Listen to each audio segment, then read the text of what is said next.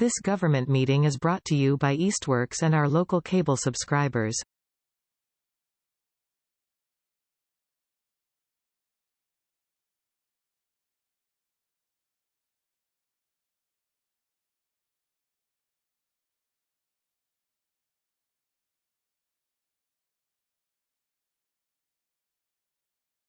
Gonna call the meeting to order at 6:18 p.m. and I have our agenda pulled up over here. So there's no public speak, so we can't do that. We have bare minimum quorum, I think. Are we? Because we only have 6 people, right? We were just discussing that. We have quorum is 4. Right? So you're not actually. No. Right. So quorum is 4. Yeah. Okay. So we're good to go. Neat.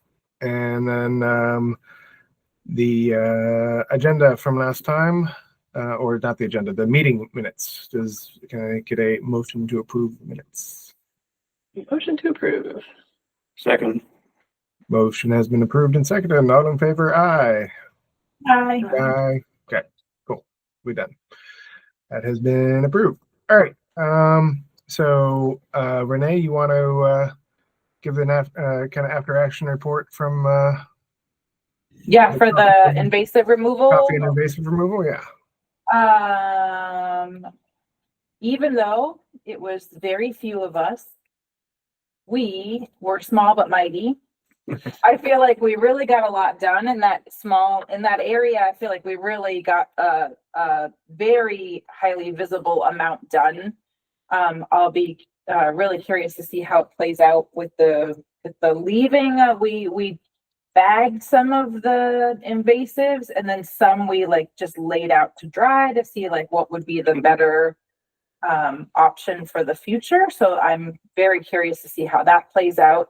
A few things, if we have that sign available, that would be awesome to bring, because so many people passed us on the bike path that it would be really interesting to, we were trying to catch people as they were going by, or if they were really interested in what we were doing, telling them what we were doing. I think one of the things I have a question mark for my own notes is if there's a QR code, or if we add a little QR code sticker to the sign, where should that QR code lead? So We don't really have a website yet. yeah, so which is why a sticker might be a good idea, or yeah, but I wouldn't mind having a QR code to the announce list, a QR code to the Easthampton website, and then when we actually get our own website, we can add a QR code to that. What was the first one you said? The announce list, the Gaggle Mail announce list sign up. The what list? Announce list. Just our email list. The self sign up for it. Oh, got it. Okay, so B's sign up list. B's list sign up. Then eventually to our website once that is. Okay. Question just for the minutes. You said very few people. How many? It was Sean, myself, Connie, and Jenny. It was all committee members. We didn't get any volunteers this time. Yeah. Okay. And where did you work?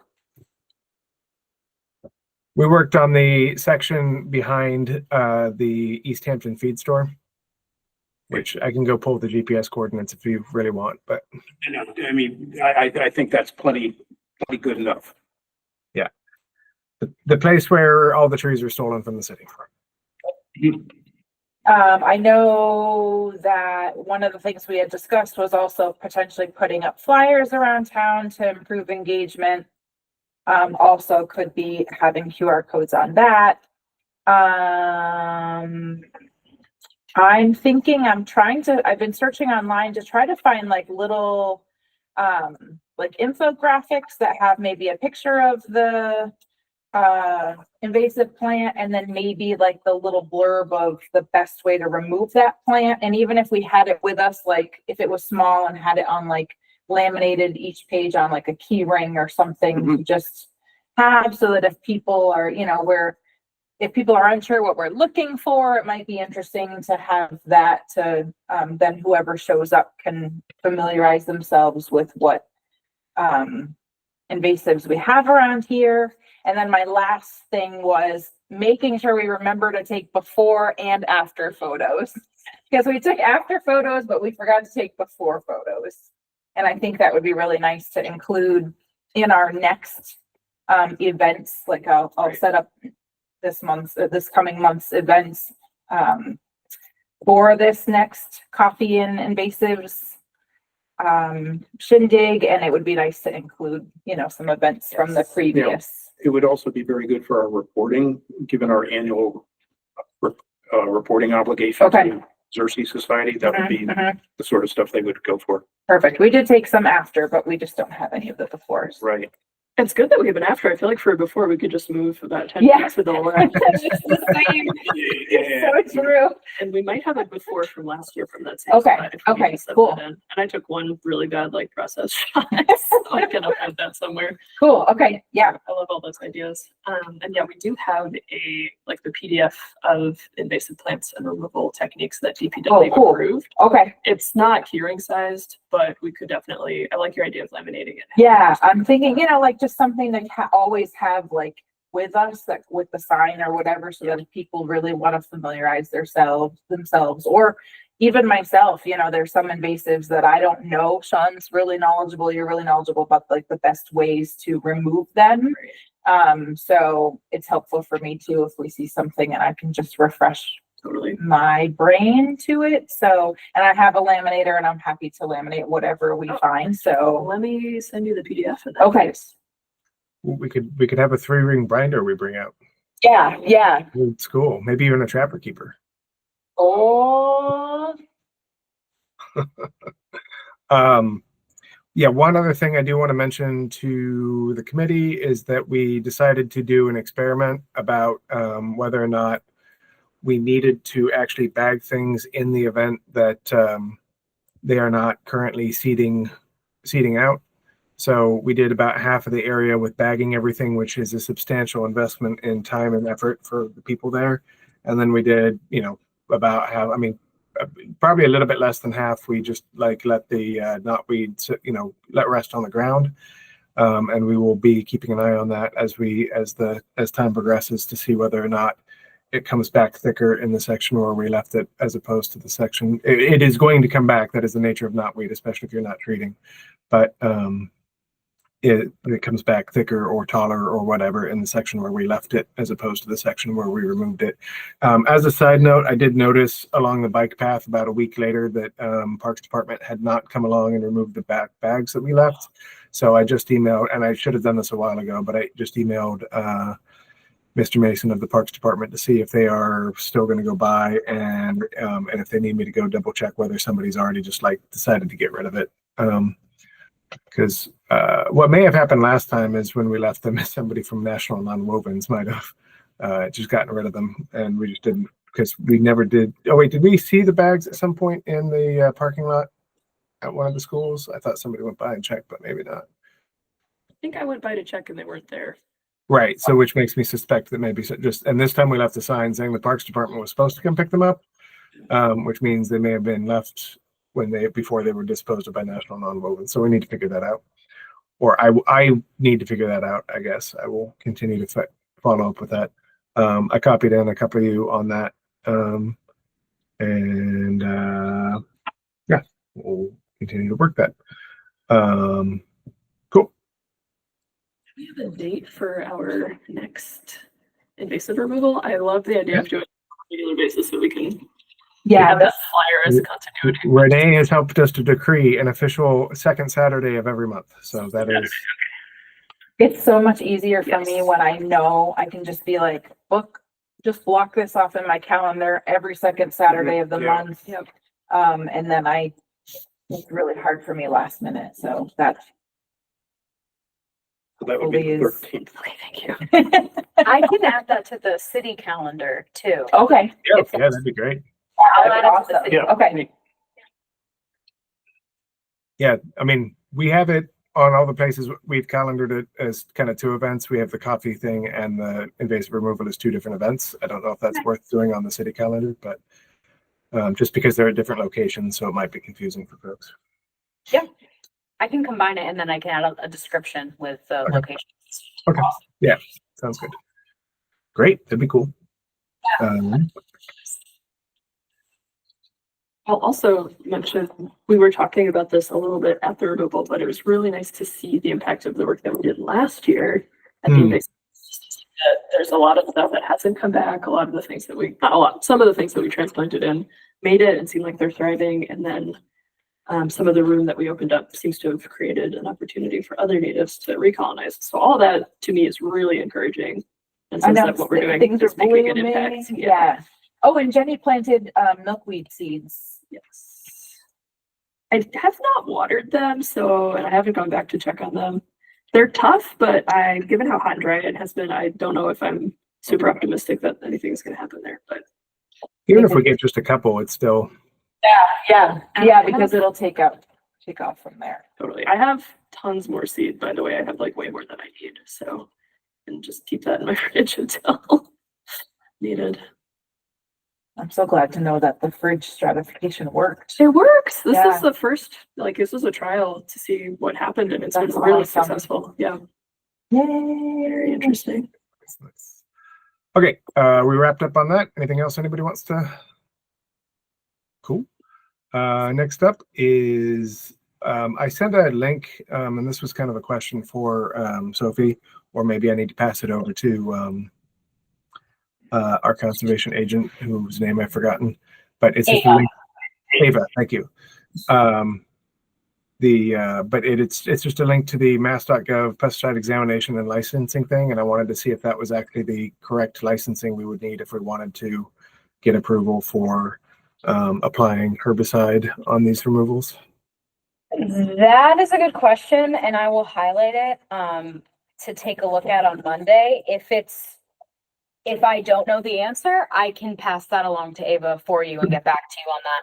Great. Yeah, thank you. So, because Renee had been asking me, so I just looked it up, and if that is the correct thing, it's like $75 for the course and the certification, most of which I assume will be about broad spectrum applications and safety thereof, and we wouldn't be doing that anyway. But yeah, and also I have no idea how hard it is, but it might be a fun winter activity for some of us to get that before spring. So just a thought process. Next up, Sophie, garden grant and next steps. Okay, just one thing on this, just for you to note, Ava is leaving this weekend for a week plus vacation. Right. Hiking out in Colorado and Wyoming. Yes, So, amazing. yeah, right. Thank you. I knew that Ava was going to be gone, so that's a good reminder. Greg might be. Just so you know. Yeah, that's good to know. Greg might be someone to ask too. Okay. I share an office with him, so. Yeah, and I don't think it's like super time sensitive. Okay. Like I don't think anybody's gonna rush out and get it this invasive removal season. So. Okay, I'll keep it on my radar. So yeah, as for the garden grant, so I submitted that. It was due on July 31st, I want to say. It's been submitted. When I submitted it, I got a little screen that said they expect to let people know sometime in September, which makes sense timeline wise, but I know Jenny and I were chatting about maybe wanting to kind of start prep and stuff like that in August. But I think it would probably be smart to wait to make sure that we have the funds. Yes, you jinx yourself if you don't. Wait. Exactly. Yeah, I know. You don't want that. I believe that. I Yeah. totally believe that. So I will keep you posted. I haven't heard anything back yet since, but roughly September timeline. Yeah. How much do we ask for? $500. Yeah. Yeah. Is there? So, Sorry. go ahead. Is there any prep work we could do that wouldn't be like ground destroying or anything? Like gathering anything or I don't know. Just I don't think there is. I'm just thought I would do the ask the question thing that is so popular among certain management classes. I mean, I could maybe make a list of like more specifically materials and stuff, kind of start getting to think about it. And then maybe we can start kind of pooling resources and I can ask Greg where I can find certain things. Would it help to put down plastic to smother plants that are already at the site? Just for location prep? I mean, that's the sort of thing I think we probably don't want to do if we're being superstitious about getting the grant. Okay. You don't want to kill all the things and then not get the grant and not be able to do them. Point taken. Yeah. My brain tends to be inconsistent and schizoid. Yeah. That would be For another, sure. yeah. I think maybe if we can hold off on it till September, that would be great. And then in the meantime, can kind of just start getting like physical tools and resources and stuff together, that we don't have to pay for. So once I hear back about that, I had asked our, auditing office if I could set up like a garden account that we could have the money that we raised at Cultural Chaos donated to, because we do have $200 already that we collected at Cultural Chaos. But weirdly, the city can't set up an account based on donations. Like we cannot like set up a donation account. What we can do is put donations in an existing account. So I have been advised by the auditing office to basically create the account based on the grant if we get it. So if we do get the grant, I will set up an account with the auditing office for the grant, and then the $200 that we got in donations can be moved into that existing account. But we cannot create an account for donations. Can't tell you why, but we can. Yeah. So That's progress nonetheless. Figuring out how to get funds Yeah. deposited somewhere. A thing to add to the list of thought processes is if like the city ever does like just essentially leaf collection anywhere, especially if it's someplace that doesn't, we don't fertilize or whatever. But I mean, I think for this, since we're going into some random thing, it's probably fine anyway. Or it's an area that if we fertilize, it's probably good fertilized anyway. Then a nice thick 2-foot layer of leaves is, to my mind, better than plastic. So if we had a source of those someplace, we could.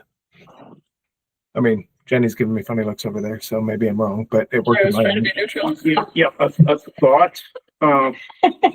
People bring leaves to the Oliver Street brush dump, I was gonna say that. and that's something. There is also take as much as you want of, Mulch. thank you, bark mulch. So, the city's not gonna do it for us, but we could.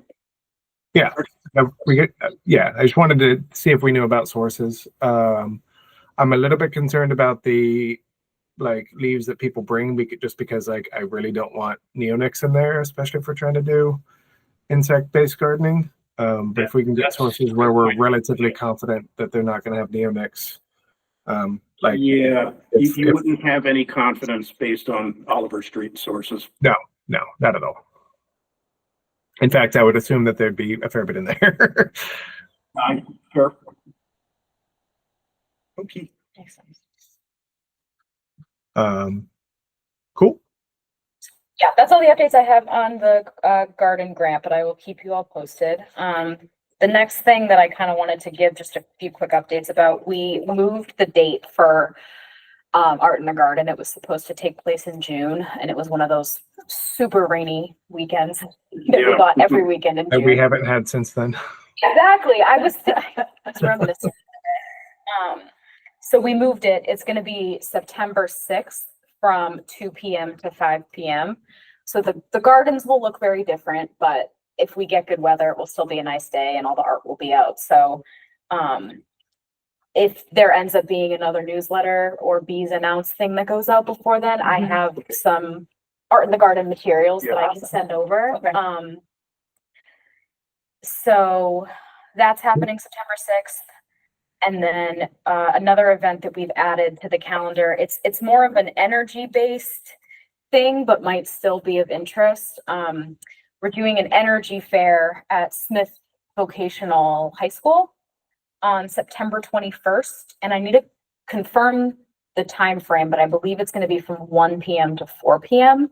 And we're still we haven't announced it and started outreach yet, but it's going to be kind of like a, we're inviting a bunch of different solar vendors and home electrification vendors, and there's going to be people, including myself, giving some kind of presentation or talk, and our energy advocate's going to be there, and so it's more energy focused. If anyone has any ideas or suggestions of some kind of pollinator native plant tie-in, I'd be happy to present it to the people that are planning this.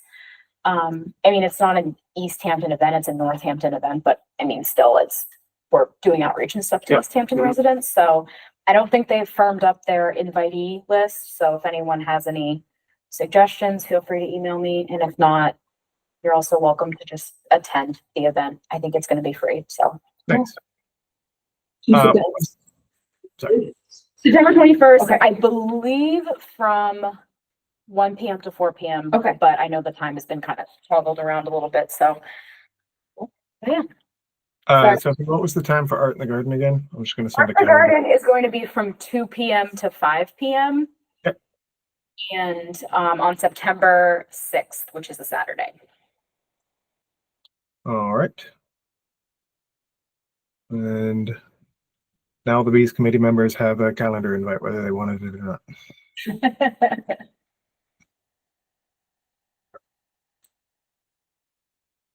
not. Great, thank you. Okay, somebody put in, and I don't know who put in a tree ordinance note. Jenny. I just wanted to surface an agenda item that has kind of dropped off our like active projects list. I got thinking about this again after the new bike path crossing over, in the center of town was planted with stuff that we might have made different recommendations for.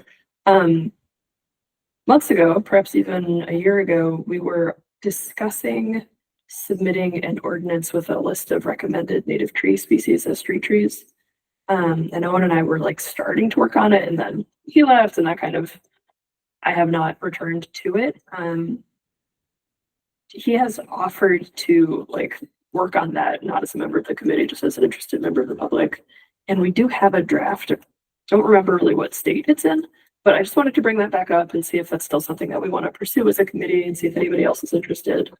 And maybe working on that with me, because I'm feeling like it feels like it would be a valuable tool to have in these discussions, so that there's like a basis for, like, if there are points that we're bringing up, that it's relying on something that has been discussed and approved and committed to, as opposed to just us being like kind of rabble rousers of members of the public.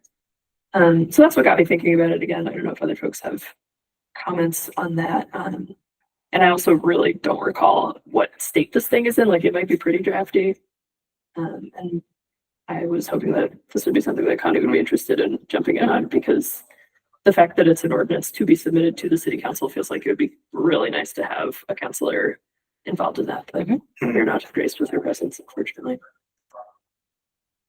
Yes, I think that's an excellent idea. I would say let's email Connie, if you want to just email her directly, and ask her whether or not she is able and willing to participate. Did we want to, was there a reason we were limiting it to just street trees and not a broader plant list at that point? Or because, for instance, the probably multiflora rose that they just put in all over the place would not have been affected? Right. I think that's a really good question. I think we were basing it on a model of what other cities have been able to accomplish. And I know that a couple other cities in Massachusetts were able to pass street tree ordinances. I think part of it is thinking about the like really outsized contributions that trees have, both as keystone species and as carbon sinks. So that felt like a really important starting point. That said, the more the merrier as far as I'm concerned. I do think that it gets into, I wonder if bringing up a broader range of species could make it a little thornier as far as like what areas are we trying to affect? Is it municipal only? Is it like, and I think we probably got into a little bit more detail with the draft of the ordinance that I haven't looked at in over a year, so hard to say. So I wonder if one advantage is that it's a little bit more cut and dry, but not necessarily committed to that. Well, it could be cut and dry in given what you're stating, but it seems to me you could also put in advisory or guidance language to say that, the city is strongly encourages and is committed to using native species for landscaping purposes wherever possible. Yeah, so maybe like shooting for like a required limitation of tree species and recommendations for herbaceous species. Or sort of two different levels. Yeah, and I guess with Sean having mentioned roses, there's herbaceous, there's trees, and then there are shrubs. Right. So, and so anyway, just a thought. Yeah, absolutely. That also does bring up a point. Like, I did read. There might be some state support for talking about trying to figure out what to do with the probable multiflora rose that got planted recently, which is illegal to plant or sell or transport into Massachusetts. But we don't know for sure that it's multiflora rose. I don't know if the ordinance, because I think somebody told me, Jenny or Jenny's partner or somebody suggested it might be like some other kind grafted onto multiflora rootstock, which is often what the problem is. And I don't know how the state law deals with that, whether that's actually still illegal or whether it's like all of a sudden counted as a new species, even though that rootstock is still going to invade. Oh, hi. Sorry, I had another meeting, so. Yep, that happens. Good timing though, because Jenny's got a question for you.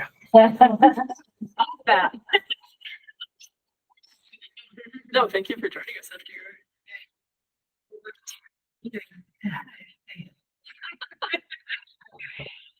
Switch gears from short-term rentals to this.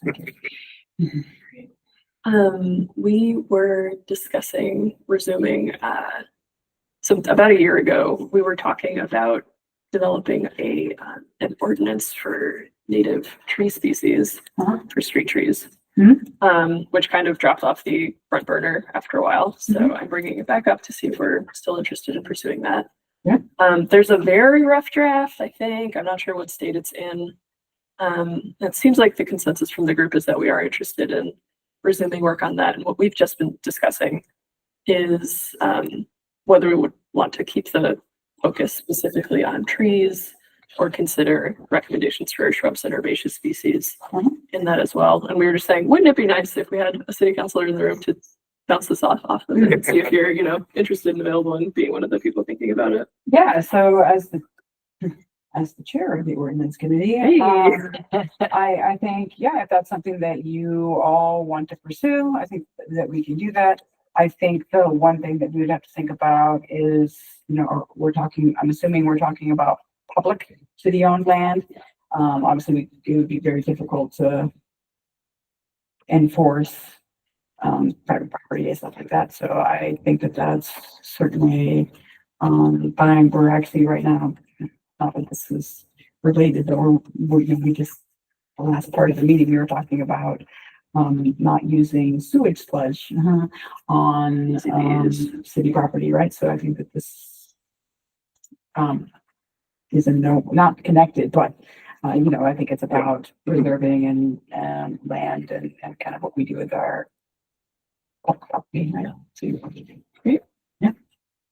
Well, let's chat about that. Let's chat.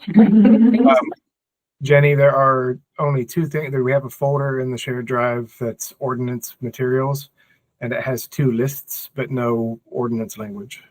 It might be something that's living off the drive right now. Okay. So I will use this as motivation to try to dig that up. It might even be handwritten. That's the state of preparation for it right now. So. Great, thank you. Yeah, that was my time. You're done. All right. Somebody has a source to see cleanup note. Is that anybody here on the agenda?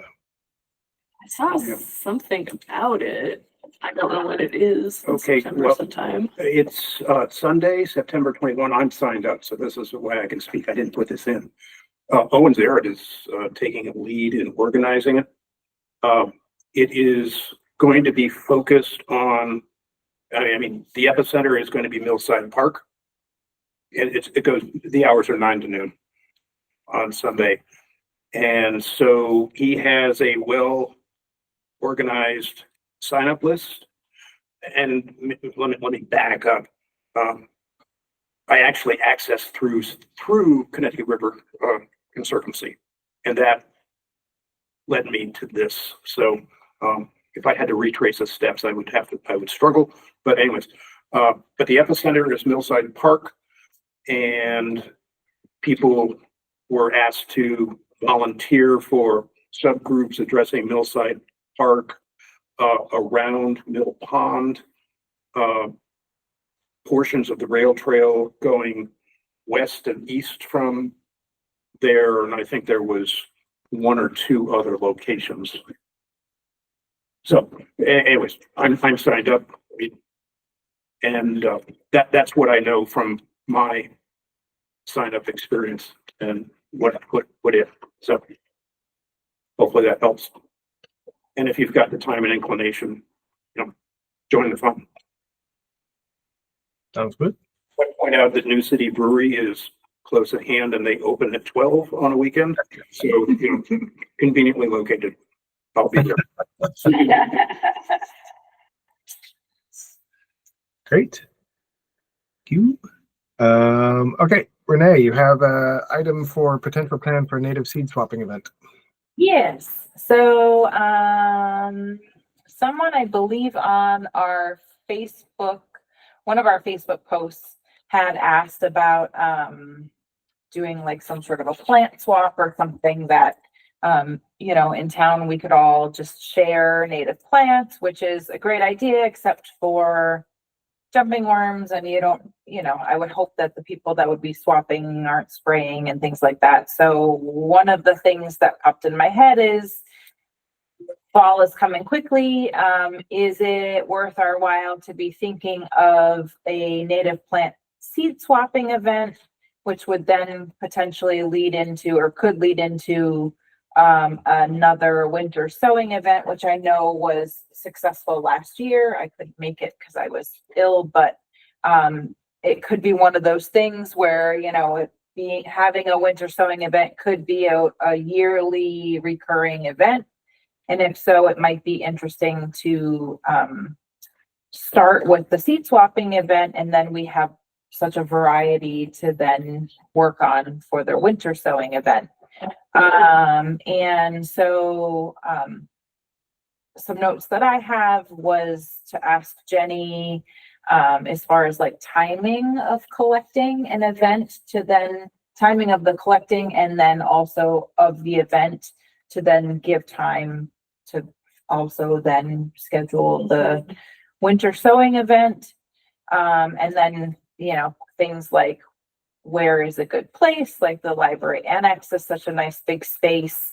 And then also just, if we all think this is a good idea, then like ways to get the word out. And is it helpful to try to figure out a potential way to have a sign up where we then know approximately how many people are coming? And I feel like this might be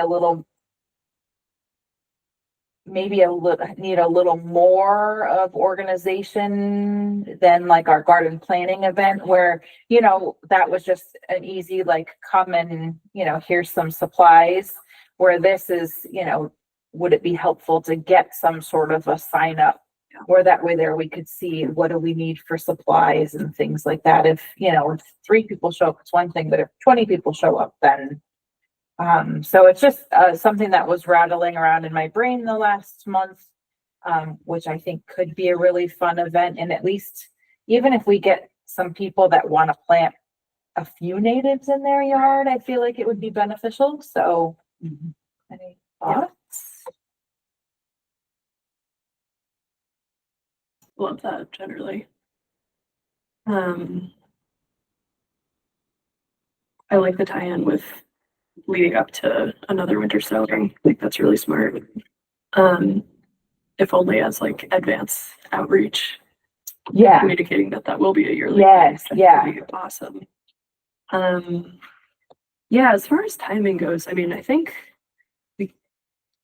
could, like, I wonder if starting outreach sooner rather than later and be like, in the next 6 weeks. Yes, This is a great be time on to the lookout. collect. Okay. And like maybe sharing like good, like harvest guidelines. Yep. I mean, seeds are like relatively, like it's hard to harvest too much usually, Yeah. but just, offering some basic information. Okay. I love the idea of a sign up. And then, yeah, I wonder if giving sort of a window of time that people might have a chance to find good stuff, if that's like a month or Yeah. a couple weeks or something, and then regrouping later. I'm wondering if the intent with the swap would be for people to do winter stratification in their own spaces or like to hang on to them before the winter sowing, because we could do the winter sowing event really anytime. I mean, I think December is probably on the early side, but it could be January, it could be February. Like that's pretty flexible. I think that from what, and again, you know way more about the plant side than I do, but I feel like even the plants that I have, most of the seeds that I collect, when I research it, so many of the native plants need Totally. the cold stratification. So I'm like, oh, maybe Right. it is perfect to then also be telling everybody like, hey, most of these plants Yeah. need winter sowing Yeah. or, okay. All right, well. Yeah, that sounds great. Okay, Yeah, I mean, I also think that there's no reason we can't use the announce list more than we do. Like, it doesn't just have to be restricted to a quarterly newsletter. So, like, I think if we want to write something up, I think probably knowing what the target date is, and picking a date, far enough in the future that people have a chance to like kind of collect some things, would be more likely to get people to commit. Personally, rather than just sort of a warning that, hey, we might do something. Also, like if we've picked a date, we're more likely to actually manage to get it done, which I know has been, we're still struggling on the time and commitment front. Myself, obviously, from where I'm sitting, among the worst here. So yeah, but yeah, I would love to see that happen. I think we should use the announce list to get the word out. And I think, if, for instance, Renee, if you just want to take the stick with that and run, I would be happy to help. Okay. Do any support you want. And then the other question that does bring up for me is, do we know we're doing the winter seed sowing workshop again, and do we need to start engaging with the shop about that? Yeah, I don't think I think this is the first time it's coming up as a This potential. would probably be the time to like ask them if they're willing to host it again and start to like get dates and times and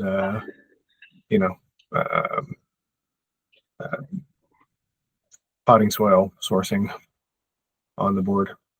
and should we also, since they're the ones that have done the winter sowing event, should we ask them about the seed swapping event? Like, do you feel like it might be nice to include them? Sure. Yeah, absolutely. Yeah, if they want to host both, that's more than that would be awesome. Okay, I do also think the annex is a pretty good space, but I know that weekends tend to fill up pretty quick. okay. Yeah, Lots of the annex is also a absolutely gorgeous space. So I think I feel like the seed swap is a pretty tidy activity. The sewing maybe looks, depending on how people are doing it. probably Yeah. less fun. Yeah. Although I went to the NOFA conference Yeah. in January and I did not have my milkweed seeds prepped.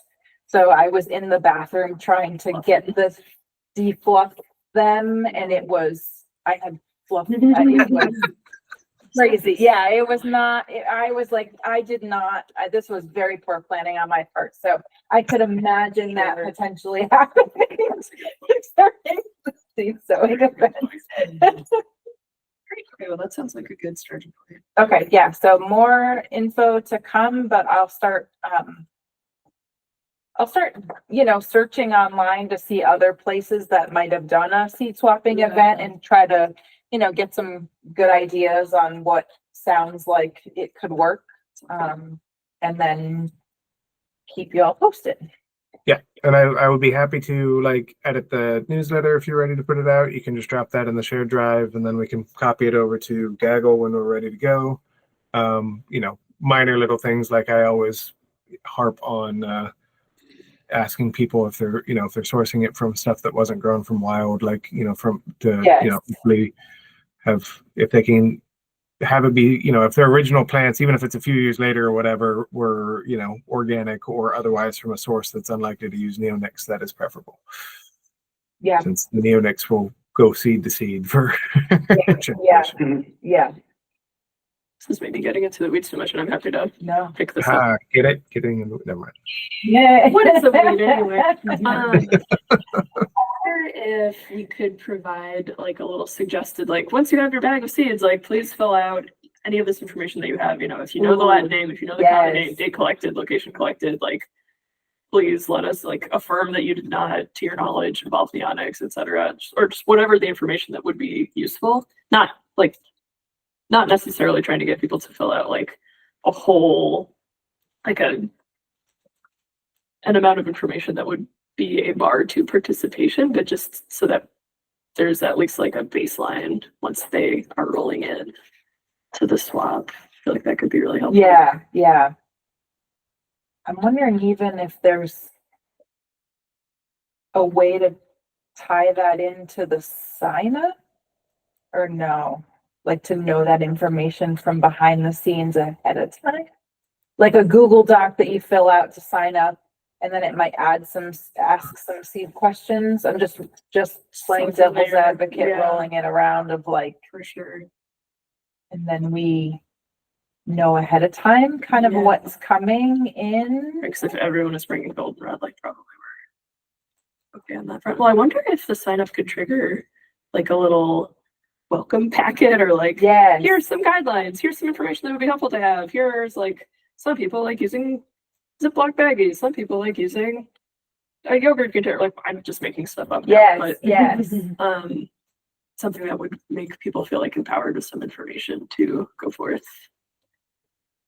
There's definitely something there. Yeah. Okay. Yeah. Okay. We'll continue on with that because I agree. I think as much information, even if it's triggering the people bringing the seeds, right? To be thinking, oh, we're only looking for natives, or we need to be really cautious of pesticides and things like that. Even if that info guide that triggers or that pops up is something that is just making people think extra about the seeds they're collecting or the seeds that they're bringing in. Yes, because I can imagine people being like, "Oh, I've always wanted to collect seeds and I've never done it before."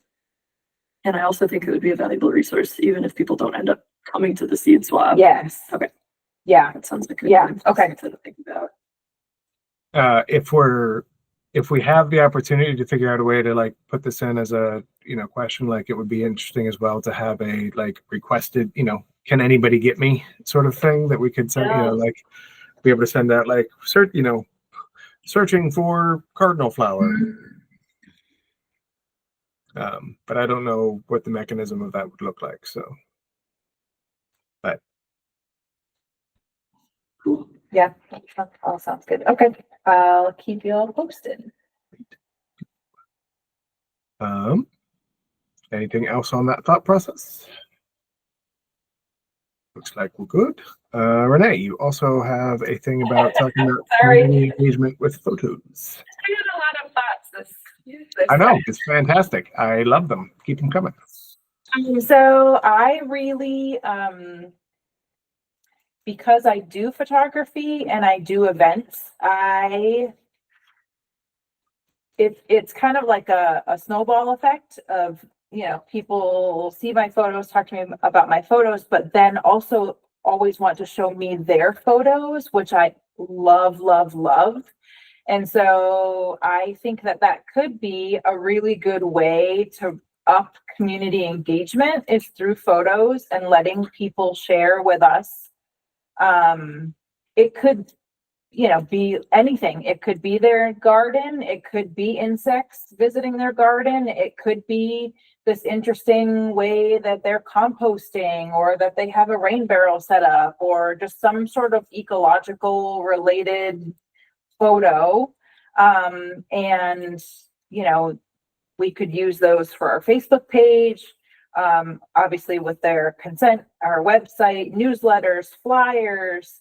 I just think it's a really fun way to really boost engagement, and you know, people are excited to show things that they're working on, or check out this really, I planted native plants and look at this butterfly that came, or so, and also then it gives others ideas about what is possible, even if you make simple changes in your yard, or you know, wherever at your business or whatever.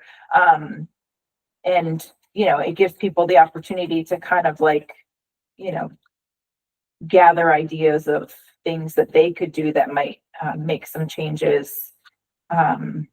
So I just thought that I had an event, and I, you know, saw people's photos and heard about their gardens and things. And so I thought, oh, this is always a really fun way to get people engaged and excited about what they're doing and what others are doing. So I just thought that that might be something that could really benefit us to try to boost engagement. That's awesome. Yeah, I mean, I think posting, and I think like doing some you know, just like engagement style stuff on Facebook or Instagram with those accounts, and just being like, send us your photos would be awesome. Yeah. And then doing a few, you know, doing a few of your own. I did a few of my own on Hilo, but obviously we have like one non committee member on Hilo, so that's not going to get us a ton of engagement. It's like the perennial problem: have to build content to get people to donate content.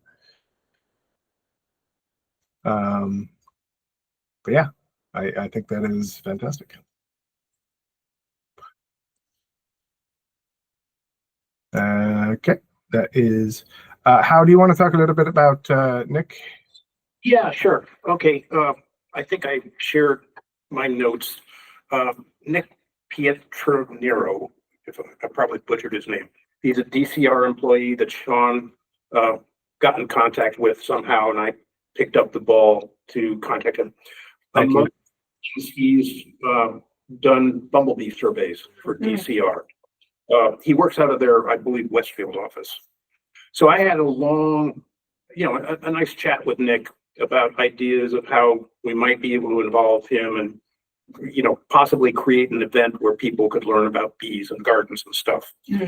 And where this conversation went, and I will confess to being totally selfish and self-serving, there's an idea for, okay, maybe we could set up a small semi-public event, focus on us, but also invite a few members of the public, but keep it small. And being selfish and wanting critiques, I said, you know, I could host it and we could look at my garden. And where Nick was going is we could, you know, talk about the different bees, the plants they're using, how bees are using the three-dimensional structure of the garden, etc. Okay, this conversation was back on July 21st. And I followed up a couple of times and got absolutely nothing in response until yesterday. And he finally emailed me. And he's... Nick, like many of us, is very busy, but he is also, like many of us, trying. Sure. And maybe he didn't like the photos of my garden that I sent him too. But what he did was suggested, well, you know what I think would be better is do an event like this, but in some sort of public place or conserved land where, you know, we could do the same purpose, but it wouldn't be a tended garden. It would just be natural foliage. So what I did this afternoon is I went over to, Mutter's Field, and walked around and learned that I can identify goldenrod and coneflower and other things, and saw bees on same, you know, so it would seem like that would be good. And as I was walking around, I was also chasing a couple of turkeys on the trail. And that's an accessible location. And it's accessible. It's got some parking. Accessible. Now, you know, so I mean, I think the idea has some merit. I think we've got some things to work through. We were talking about September being a good potential time where there would still be plenty of bees and still plenty of good weather. But as we have already discussed, the September calendar is already getting filled up with our monthly event, the Source to Sea cleanup, and other things. So, where Nick was coming from today, and I told him to kick this around, he'd sort of like the suggestion of a couple of days and a couple of places to work with.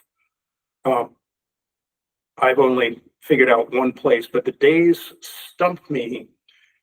I would think if we are willing to do this sort of after work during the week, it might work. If we were going to try and put it on a weekend, it might, just run into the inevitable problems of there's other things already going on that people are committed to. So that's kind of where we are. And I'd be happy to continue with Nick. And if folks are willing to contemplate doing something in sort of the 5:30 to 6:30 range after work, which we'd still be in daylight savings time. We'd still be expecting to have warm weather. I looked at the long-term forecast that NOAA put out, expecting warmer than average temperatures through the fall. So this could work. I think Mudder's Field is a candidate. I think if other people have other locations that might be worth thinking about, please pass them on, and I can continue this email discussion with Nick. So that's the gist of what I got. Yeah, that all sounds great. And I personally would encourage you to do that. I think during the week after school stuff is a great idea personally. The last time I went through Mudder's Field, which was only a few weeks ago, it was the only thing I'm a little bit sad about is it was overflowing with black swallowwort. At least the backside of it was. Yeah.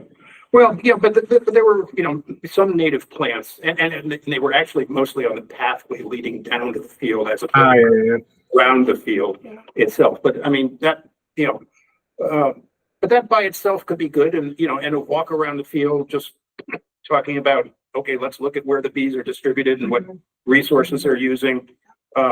It could be quite educational. Are there other places, stepping beyond Mudder's Field that come to mind to people that might be good to have a look at? The other spot that I'm thinking about is, I can't remember what it's called, but the part of Arcadia that's like between Love Field and Clapp Street. It's like the old asparagus fields or something. Trolley line conservation area. Been in the past. I haven't been there this year at all. Okay, well, And there isn't a ton of parking. I'm not particularly familiar with it. Well, we're talking about a small group, at least in concept. That's the only other And thing I that, don't immediately comes spend to much mind. time over there. I Yeah. will be happy to go take a look It's a nice spot. and continue the discussion with Nick.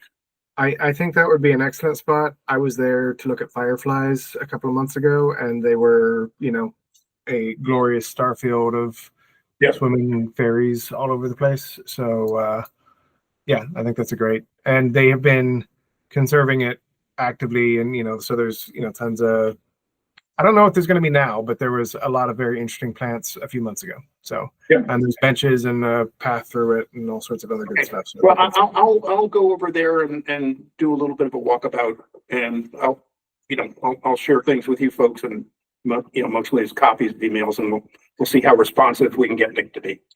But otherwise, that sounds wonderful. I'm very down for a weekday after work. Yeah. Okay. I love this idea, personally. So that's really all I got on that. Awesome. Thank you. Does anybody have any last closing thoughts or other things they want to bring up that we didn't get on the agenda? Going once, going twice. Then there's one other agenda item that we have to address. The one we so often forgot.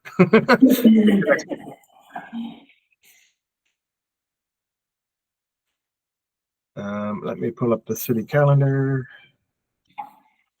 What's the next invasive species removal? That's Is the second Saturday of each month, which means it will be so on it's September 13th. Yeah, great.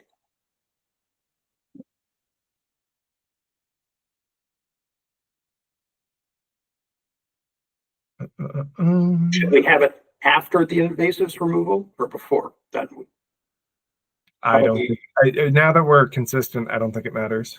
okay. We tend to like Tuesdays and Thursdays. That's a bit early. Let's see. The room is free on the 16th. We want that, which is a Tuesday. That works for me. Okay. I'm getting nods from everybody I can see. I think that'd be fine. Uh, September. all right, 16th of September at 6 p.m. in meeting room B. All in favor? Yeah. Good. I'm assuming Connie was an aye because I can't see. Any nays? Connie, you want to just yell out a nay? No? Okay, cool. So decreed. I will send that email right now because that way I don't forget it. Sounds like we should send out a newsletter now that we have all these events stacking up.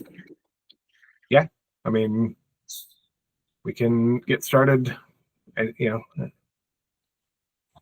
easy peasy to jump in and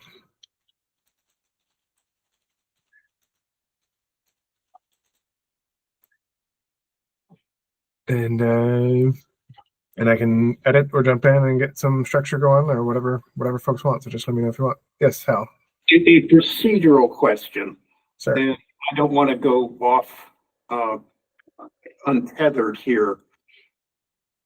But in terms of discussing dates with Nick, we're obviously going to have to work with his schedule as well.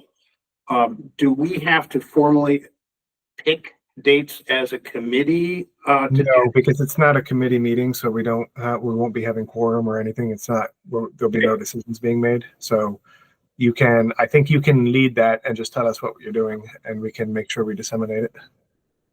All right. Okay. As long, just wanted to make sure. I appreciate that. Far be it from me from wanting to be the committee that got the city sued again. Yeah. With the public health board Excellent. got sued over COVID stuff, which is part of the reason we're so tiptoey. Interesting. Did not know this. I'm not 100% sure, but they at least got threatened. They got sent legal letters or some stuff. Let's not do that. Okay. Well, in that case, do we want to adjourn? I move that we adjourn. Moved. Aye. Nobody. We're not doing full Robert Lewis. Okay. Meeting has been moved to adjourn. We are done at 7:15. This government meeting is brought to you by Eastworks and our local cable subscribers.